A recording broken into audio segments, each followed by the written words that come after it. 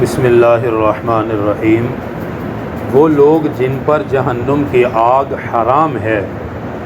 حضرت عبداللہ بن مسعود رضی اللہ تعالی عنہ سے روایت ہے کہ آپ صلی اللہ علیہ وآلہ وسلم نے ارشاد فرمایا، میں تمہیں ایسے لوگوں کی خبر نہ دوں جو جہنم کی آگ پر حرام ہیں یا جہنم کی آگ ان پر حرام ہے۔ صحابہ نے عرض کیا، یا رسول اللہ صلی اللہ علیہ وسلم بتائیے۔ فرمایا کہ جہنم کی آگ ہر اس شخص پر حرام ہے جو لوگوں سے نزدیکی اختیار کرے، لوگوں کے ساتھ آسانی کا برتاؤ کرنے والا ہو، لوگوں کے ساتھ نرمی کرنے والا ہو اور لوگوں کے ساتھ سہولت کا معاملہ اختیار کرنے والا ہو۔ فرمایا اس شخص پر جہنم کی آگ حرام ہے اور یہ جہنم کی آگ پر حرام ہے۔ حدیث بالا میں نرم خوائی، نرم مزاجی کی تعریف کی گئی ہے، جو اللہ سبحانہ و تعالی کا ایک بہت بڑا عطیہ ہے۔ یعنی جس انسان کو نرم مزاجی مل جائے وہ سمجھے کہ اللہ تعالیٰ نے اسے بہت بڑا انعام عطا فرما دیا۔ جو لوگ نرمی کا معاملہ کرتے ہیں، لوگ ان کے نرمی کی وجہ سے ان کے قریب ہو جاتے ہیں۔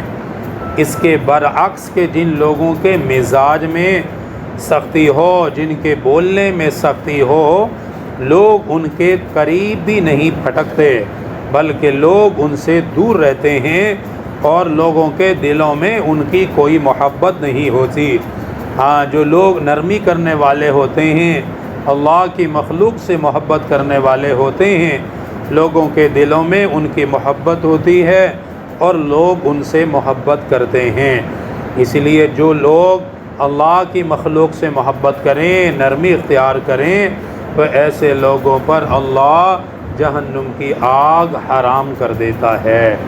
تو حدیث پاک میں یہ سبق دیا جا رہا ہے کہ سختی کا راستہ اختیار نہیں کرنا چاہیے، نرمی کا پہلو ہمیشہ اختیار کرنے کی کوشش کرے۔ اپنے گھر کے معاملات میں، لین دین میں، دیگر معاملات میں نرمی کا پہلو اختیار کرے تاکہ لوگ اس سے مانوس رہیں۔ سخت آدمی ہو، بدتمیز، بد اخلاق آدمی ہو، اس سے کوئی بھی نہیں بات کرنے کو تیار ہوتا۔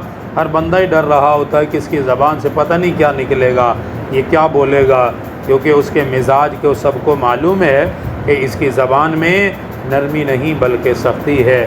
اس لیے آپ صلی اللہ علیہ وسلم کی یہ تعلیم ہے کہ اپنے معاملات میں، اپنی زبان میں ہمیشہ نرمی اختیار کرو تاکہ لوگ تمہارے قریب رہیں۔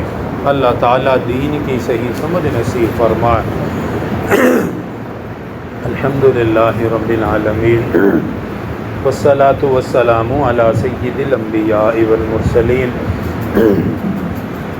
ربنا آتنا فی الدنیا حسنہ وفی الآخرۃ حسنہ وقنا عذاب النار وقنا عذاب القبر وقنا عذاب الحشر وقنا عذاب المیزان، وصلی اللہ تعالی علی رسول خیر خلقہ محمد۔